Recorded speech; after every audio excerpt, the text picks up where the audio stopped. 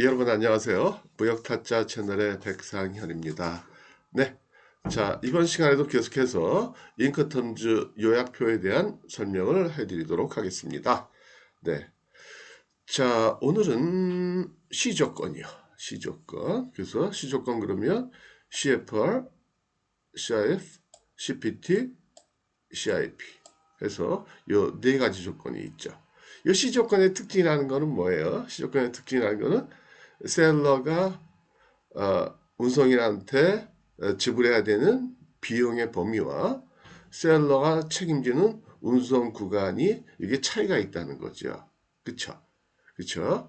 이 C 조건을 제외한 나머지 조건들, E 조건, 그 다음에 F 조건, 그 다음에 D 조건 같은 경우에는 셀러가 운송인한테 지불하는 비용만큼 그 지점까지만 운송에 대한 책임도 지면 된다. 즉 비용과 책임의 범위가 동일하다. 예를 들어 가지고 지난 시간에 공부했던 FOB 같으면은요.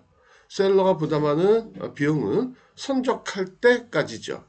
그러면 동일하게 책임도 선적할 때까지만 안전에 대한 책임을 지면 된다. 물건에 대한 안전. 혹시라도 사고가 나면 그건 이제 셀러가 책임을 지고 선적한 다음에 물건에 대해서 만약에 데미지 혹은 로스가 일어났다. 그럼 그거는 바이어가 책임진다는 거죠. 그래서 비용과 책임 범위가 같다. 근데 시조건은 다르다는 거죠. 시조건 같은 경우에는 예를 들면 CFR 그러면 셀러가 부담하는 비용을 해상 운임까지예요. 따라서 셀러 입장에서는 셀러가 분담하는 비용을 가격에 포함을 시켜서 가격을 지시한다. 그래서 CFR로 거래하면서 가격을 지시해줘라. CFR 가격을 산정을 해서 가르쳐줘라. 그러면 물건값 더하기 그 다음에 내륙운송료. 내륙운송료라는 거는 공장에서부터 한국까지. 그 다음에 해상운임까지 더하기 해상운임까지 이거를 플러스를 시키면 된다는 거예요. 그래서 물건값이 10불이고 공장에서 뭐 부산항까지가 개당 1불이 들고 해상운임이 2불이 든다 개당. 그럼 그때는 CFR로 가격을 줘라. 그러면 그때는 CFR로는 13불 10 더하기 1 더하기 2. 그래서 바이한테 메일을 보낼 때는 프라이스 해놓고는 US 달러 13 CFR 만약에 뉴욕으로 도착했다 뉴욕 이렇게 쓰면 된다라는 거죠. 어쨌든 C 조건은 그런 특징이 있다라는 거예요. 자, 그럼 먼저 CFR 같은 경우에 셀러의 의무가 6가지 중요한 의무가 어떻게 규정이 되어 있느냐. 먼저 비용의 범위를 봐야 된다고 그랬잖아요. 그죠? 이게 이제 기준이니까. 그래서 비용의 범위를 알면 그 다음에 우리가 책임의 범위, 통관 뭐 이런 것도 이제 쭉쭉쭉쭉 같이 연관해서 알 수 있다. 먼저 그러면 비용은 우리가 외우는 거냐? 아니라고 그랬어요. 그렇죠? 제가 계속 반복적으로 말씀을 드려요. 어디에 나타나 있다? 제목에 나타나 있다라는 거죠. 그래서 셀러가 부담하는 운송인한테 지불하는 비용의 범위가 어디까지냐? 코스트. 이 코스트라는 것은 내륙 운송료를 의미한다. 쉽게 그렇게 생각하시면 돼요. 그러니까 공장에서부터 한국까지 운송하는 비용. and 더하기 그다음에 freight. 요거는 해상운임을 얘기해요. ocean freight. 해상운임. 그래서 운임까지도 셀러가 지불해라. 그러니까 seller shall pay cost and freight. 이렇게 이해하시면 돼요. 이해가 되시겠죠? 근데 이제 다른 점이 그거라는 거죠. 뭐냐면 셀러가 부담할 책임의 범위 좌동 이렇게 안 돼 있고 같지 않고요. 시조건은 다르다고 그랬죠. 책임은 어떻게 해줘라? 선정시까지만 줘라 그거예요. 그러니까 CFR로 거래하자라는 거는 이런 거예요. 바이어가 셀러한테 예를 들면 쉽게 설명을 하면 이런 거예요. 야, 너 이번에 운송하는데 배로 운송을 하고 첫 번째 배로 운송을 하고 그 다음에 배로 운송할 때 그 운송료 해상 운임까지 그러니까 그 전에 운송계약 체결하고 해상 운임까지도 네가 다 운송인한테 지불해. 근데 그 비용은 가격에 포함시켜서 나한테 알려줘. 그런 얘기예요. 나 저기 뭐 운송 계약하고 그다음에 또 뭐 포드한테 운임 지불하고 이거 귀찮으니까 네가 좀 해줘라. 그 대신 네가 나를 위해서 그렇게 해주니까 너는 책임은 선적할 때까지만 줘. 비록 네가 해사원이면 네가 운송인한테 지불을 하고 물론 가격에 포함시켰죠. 시키지만 그러나 책임은 해상 운송할 때 책임은 바이어인 내가 질게. 어, 나도 부담을 좀 나눠 안을게. 뭐 그런 얘기예요. 이해가 되시겠죠? 예. 그래서 비용의 측면에서는 해상운임까지 딱 여기 제목에 나타나 있잖아요. 외우는 거 아니죠, 그죠? 아니 이렇게 확실하게 문자로 나타내 줬는데 이걸 뭘 외워요? 그렇죠? 코스트가 뭐냐 이 개념만 알면 되는 거지. 코스트가 뭐라고요? 공장에서부터 항구에 도착할 때까지, 선적할 때까지, 그때까지의 모든 비용을 얘기한다.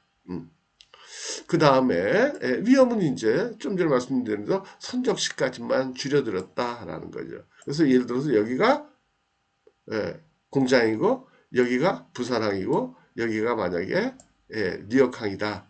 그러면 이렇게 비용은 여기까지 지불해라.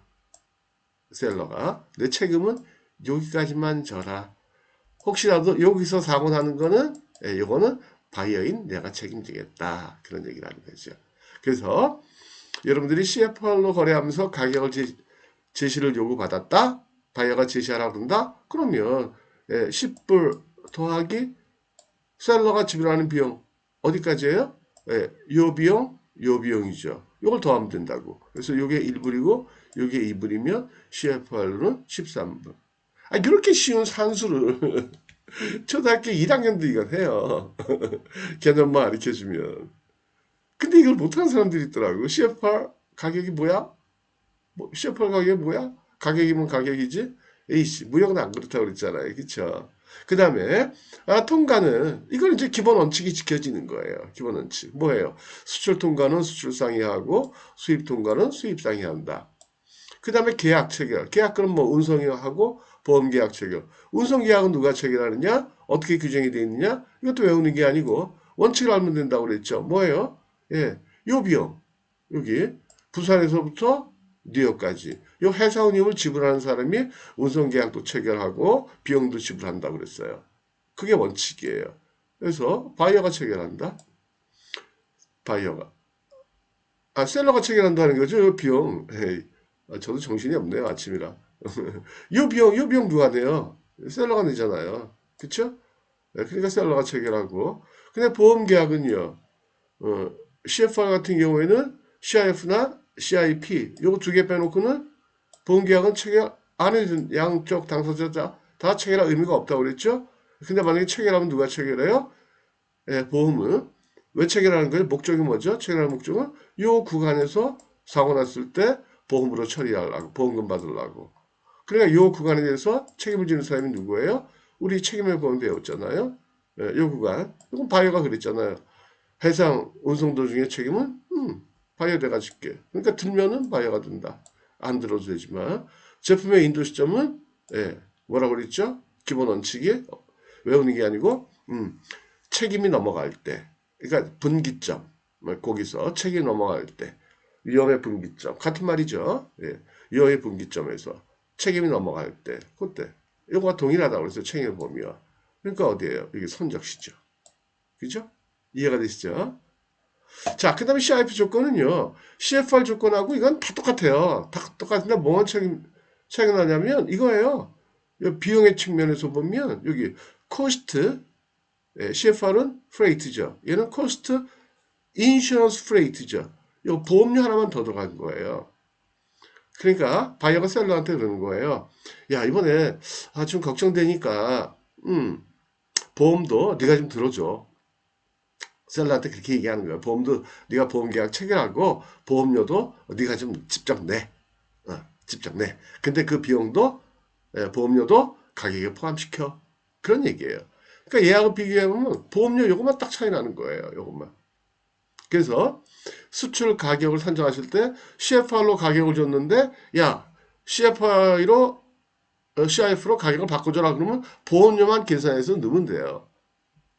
근데 그 보험료가 얼마 안 해요. 물론 뭐 지역이나 물건 수출되는 물건에 따라 다르지만 대략 한 1억이면 한 10만 원? 안 될 수도 있고요. 조금 더 될 수도 있고 플러스 마이너스 얼마 정도. 그냥 이건 제가 그냥 대충 감만 잡으시라고 말씀드린 거예요. 대충 어느 정도 되나 보험료가. 그쵸? 예, 그런 거예요. 그것만 차이 나는 거예요. 그래서 수출 통과는 똑같아요. 예, 위험의 범위가 똑같으니까. 그래서 수출 통과는 수출사, 수입 통과는 수입사. 그 다음에 운송계약 체결은 운송계약 체결은 당연히 해상 운임을 누가 내요? 바이어가, 셀러가. 그러니까는 셀러가 체결하는 거고. 그 다음에 요게 특징이 있다고 그랬죠. 요게. 예. 보험계약은 반드시 요 I자가 있는 거 요 두 가지만 그렇다라는 거예요. 인도 시점은 예, 위험이 넘어갈 때 똑같으니까. 그쵸? 그쵸? 그러니까 위험의 이전 시기나 제품의 인도된 시점은 똑같다고 그랬어요. 그렇게 규정이 돼 있어요. 제가 다 확인해 보니까. 예. 그래서 이것도 외우는 게 아니다. 이것만 기억하시면 되겠다. 인도 시점은 제품에 대한 위험이 넘어갈 때구나. 그쵸? 운송에 대한 책임이 넘어갈 때구나. 그렇게 기억하시면 돼요. 그리고 하나 더요. 그 다음에 여기 FAS, FOB, 그 다음에 CFR, CIF. 요거는요, 요 조건은 배로 운송할 때. 그러니까 해상으로 운송할 때, 뭐 내수로 운송, 뭐 운하로 운송할 때나 운하, 내륙 운하 이런 거 유럽 가면 내륙 운하들이 많이 발전을 했잖아요, 그렇죠? 라인강 같은 경우에도 뭐 네 나라를 흐르고 막 그러잖아요, 그렇죠? 네 나라인가, 뭐 네 나라인가 그럴 거예요. 실제로 제가 도에 가서 보니까 그 라인강 뭐 이런데, 그런데 보니까 이게 컨테이너 선박이 왔다 갔다 하더라고요.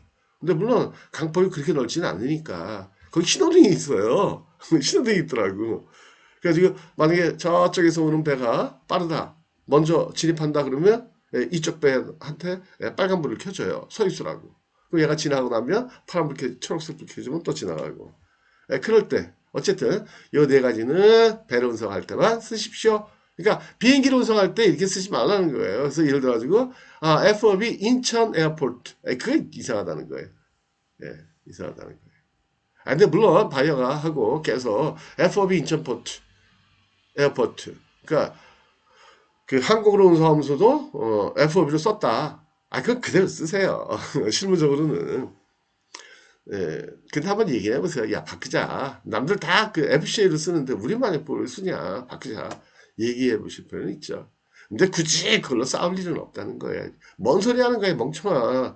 FOB를 쓰면 안 되지. 그건 배로 운송할 때 쓰는 건데. 그렇게 얘기하실 필요는 없다는 거예요. 예. 자, 그럼 오늘 여기까지 하도록 하겠습니다. 감사합니다. 마치도록 하겠습니다. 행복한 날 되세요.